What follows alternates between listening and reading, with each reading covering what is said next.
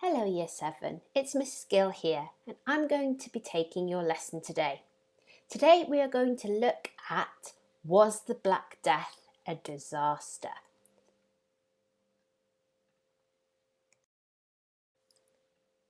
So first I'd like you to get yourself ready for the lesson. And you are going to need your history workbook, a pen, you might need some scrap paper, and I'd like you to put away or turn off any distractions such as mobile phones and televisions. Pause now and get yourself ready. When you are, press play again. Last lesson, we looked at how medieval people tried to prevent the Black Death from spreading. So your Do Now task is all about that. You have 5 quiz questions to answer, and I'd like you to pause the video and try to answer them from memory without your notes. Pause now, and when you're finished, press play. Well done on having a go at the Do Now. And here are the answers. I'd like you to pause the video and mark your own. If you got one wrong, please write the answer into your workbook, perhaps in a different colour pen. Don't forget to give yourself a score out of 5 for how many you got correct. So today's title is Was the Black Death a Disaster? We are going to look at the ways people's attitudes had changed after the Black Death. We're also going to look at how the lives of peasants improved as a result of the Black Death. And we're going to see how the Black Death led to something called the Peasant Revolt.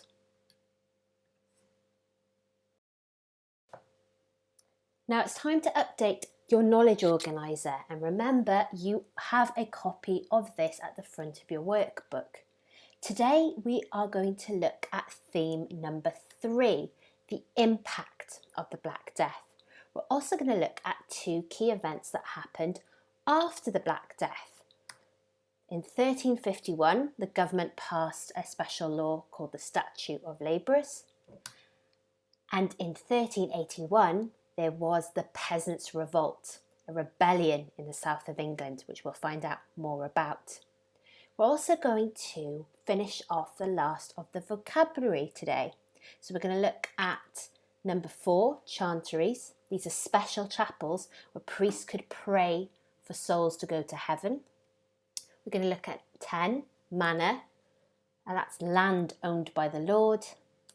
And finally, we're going to look at number 23, villeins. Now these were peasants who were not free to leave the manor, so not free to leave the Lord's land.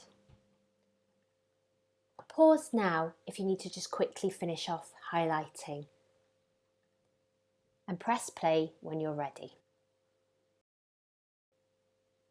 Now it's time for your starter. This is activity 5.2 in your workbook. It asks you to look at source H, which is the image on the screen. There's 2 things I'd like you to do with this. First of all, I want you to describe what you can see. And then I want you to have a go at answering question 2. What does it tell us about medieval attitudes to death after the Black Death? Now, I have given you some help. In boxes around the image, I've typed out what the text says. So you're going to need to look at that very carefully, as well as the source itself to do the task. I'd like you to pause and write any ideas you can come up with in your workbook, and press play when you're ready. So let's look at some good answers for this starter task. So first of all, I wanted you to describe what you can see.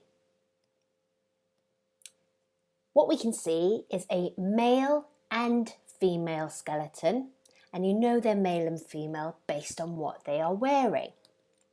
The male skeleton is wearing a heavy cloak and a gold chain around his neck. The female skeleton is wearing a very expensive fur-lined dress. She is handing her partner a flower. I then wanted you to think about, what does this tell us about medieval attitude to death after the Black Death? Black Death had taught people that life was short, and the quote above the man helps us with that. Man only has a few short days and they are full of trouble. It also taught people that death happened to everyone and it could not be avoided. And again, if you look at the quote above the lady, it says, man grows like a flower and is cut down. It also shows that wealth and fine clothing could not be taken to heaven, hence why the skeletons are still wearing these items.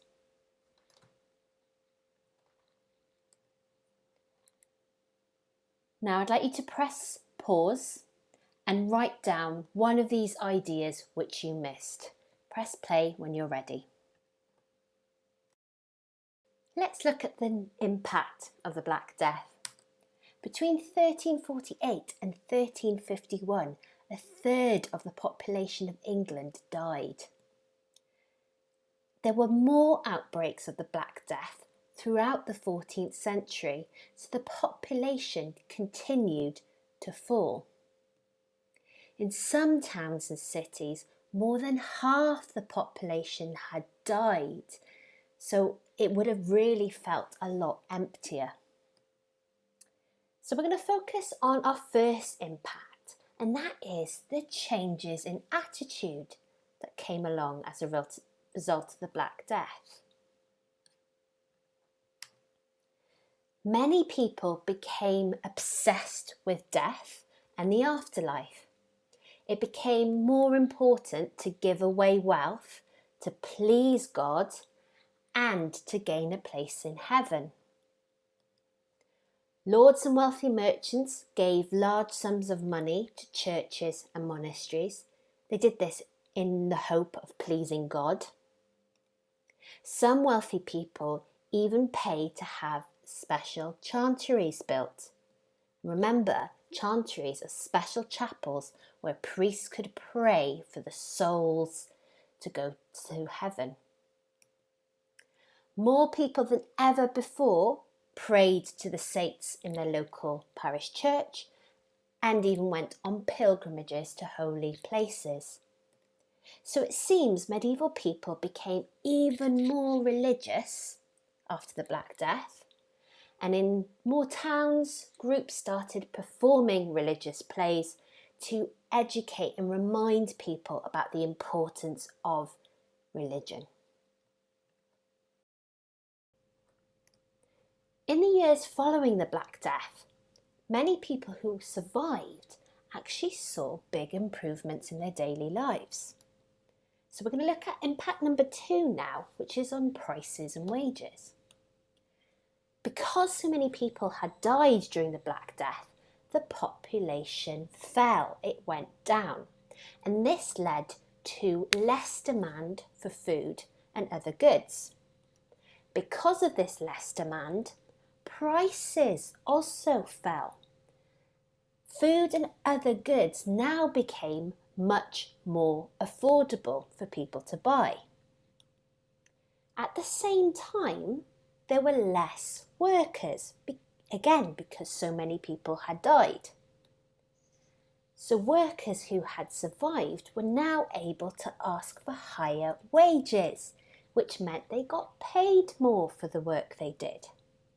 Now this was a problem for the government, and in 1351 it tried to keep wages low by passing a special law called the Statute of Labourers. Now in this law it said that wages had to be kept the same as they had been before the Black Death, and therefore it was hoped this would stop workers demanding more money. But the law did not work. Lords were short of workers, and they were so desperate they had little choice but to pay the higher wages that workers demanded. So this was good for workers and peasants and not so good for the rich and wealthy.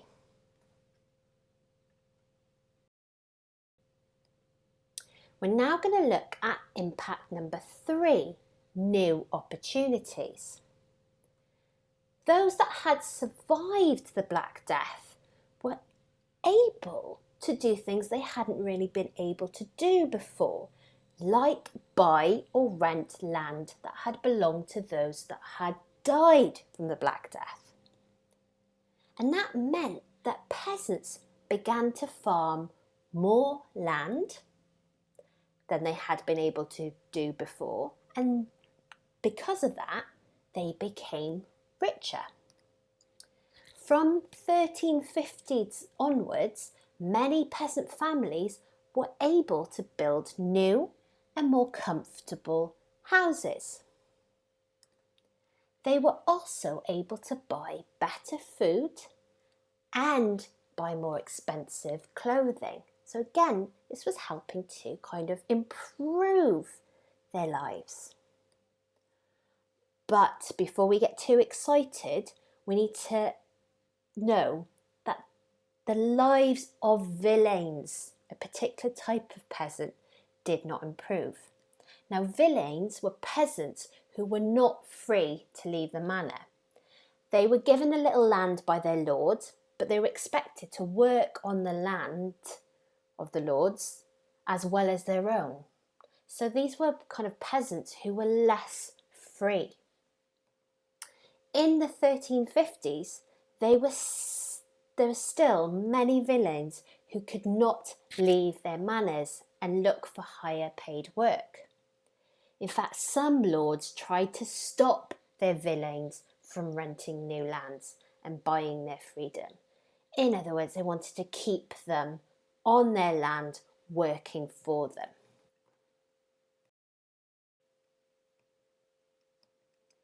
Now, the treatment of villeins made them very, very angry, and over the years, the villeins' anger towards their lords grew, and it helped to cause something called the Peasant Revolt.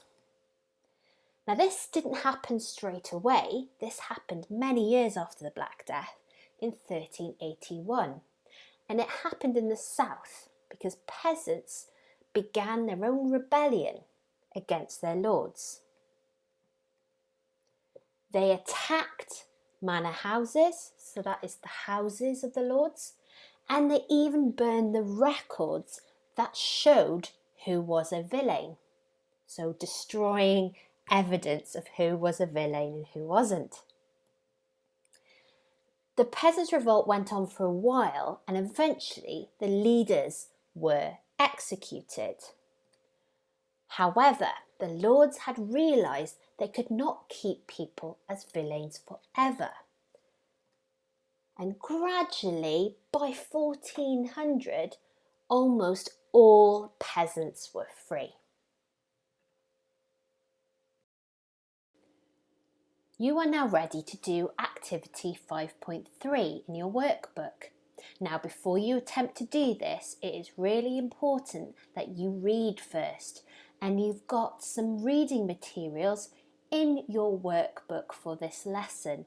2 pages, which I'd recommend you read carefully before you start the tasks. Then the first task I'd like you to do is I'd like you to define 4 key terms and try and write them in your own words. You can use the resources to help you. Then I'd like you to describe 2 ways that the medieval people's attitudes towards death and then afterlife had changed. Then describe 2 ways the lives of peasants had improved as a result of the Black Death. And then finally, I would like you to write a paragraph to explain how the Black Death led to the Peasants' Revolt. Now, this is a bit trickier, so again, please read the resource very carefully but you may want to explain why the villains felt angry for many years after the Black Death and explain what happened in 1381 to improve the villains' situation. Pause the video to complete the tasks, and when you're finished, press play. Well done for completing those tasks. Now, if you'd like to take this further, you could do activity 5.4. In this activity, I'd like you to research and find out more ways that the Black Death changed people's lives. And as always, I have given you a website to start off your research. If you'd like to do this task, pause the video now and then press play when you're ready. Well done on your lesson today, Year 7. I look forward to teaching you for our final lesson next time, when we will be using everything we've learned so far to do some historical fiction writing.